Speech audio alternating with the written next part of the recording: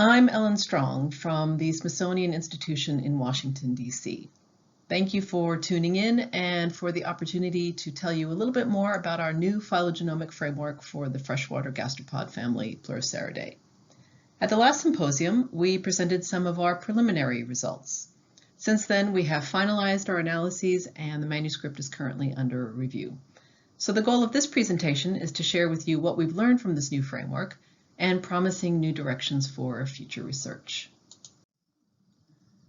As you may know, the Pleuroceridae is the second most diverse family of North American freshwater gastropods.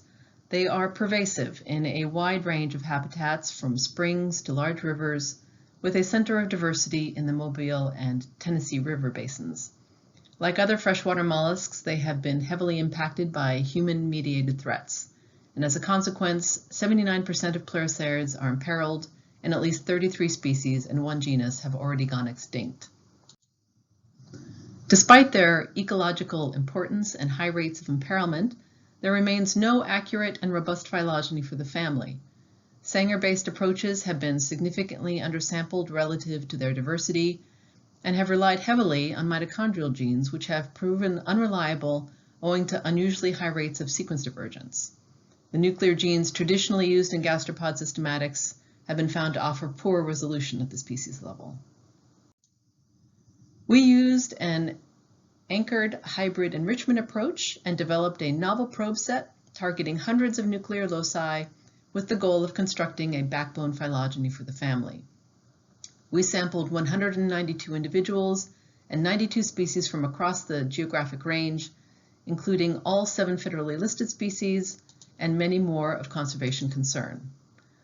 4 transcriptomes and 1 draft genome were used for probe design. Library prep, sequencing, and dataset assembly were modified from Breinholt et al. And for tree construction, we performed model and partition testing in IQ tree, but the tree I'm going to show you today is our astral species tree. The resulting topology reveals high levels of polyphyly at both the genus and species level among taxa currently considered valid. Here, the colors of the branches correspond to genera as presently recognized. In contrast, the analyses resolved many robust clades that will likely merit recognition at the genus level, as indicated here by the letters A through N. Similarly, polyphyly at the species level indicates that some of the species currently recognized comprise cryptic complexes. One example shown here is the species Elimia claviformis, which was resolved as comprising no less than 4 distinct lineages in 3 different clades.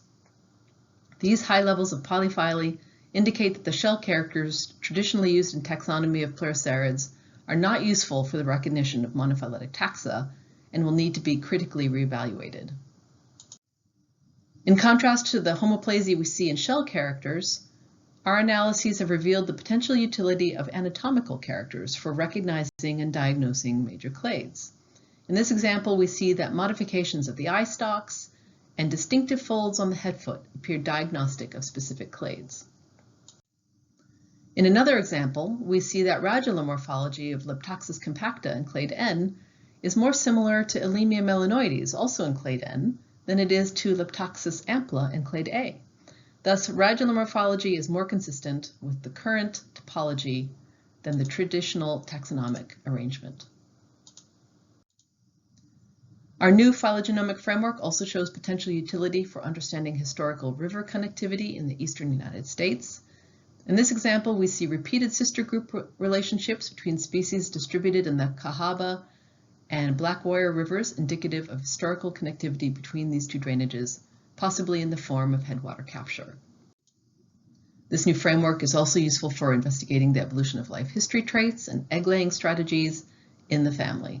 To hear more about this, check out Nick Gladstone's presentation in the Life History and Ecology session. So in conclusion, our new probe set appears capable of robustly resolving pleurocerid relationships from among species to between genera. Polyphyly of genera and species currently recognized will require extensive systematic revision. The shell characters traditionally used in pleurocerid taxonomy will need to be critically reevaluated, while some anatomical characters appear useful for recognizing major clades. This new framework also appears to be a valuable system for improving our understanding of Eastern North American biogeography. Thanks to everyone who made our work possible and to our funders, and thanks for listening.